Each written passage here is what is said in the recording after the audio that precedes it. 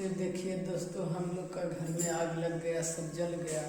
घर में आग लगने से सब देख लीजिए, सब जल गया, कुछ भी नहीं बच रहा है।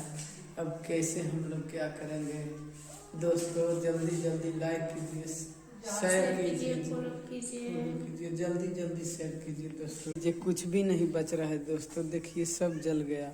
देख लीजिए दोस्तों, कुछ भी नहीं बच रहा है, सब जल गया हम लोग के।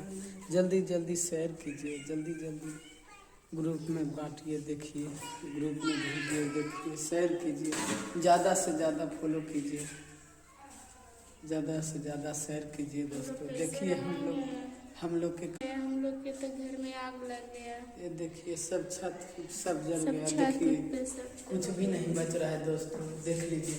पलंग था, पलंग भी जल गया। ये देख लीजिए, सारा चीज़ जल गया, हम लोग का कुछ नहीं बच रहा है।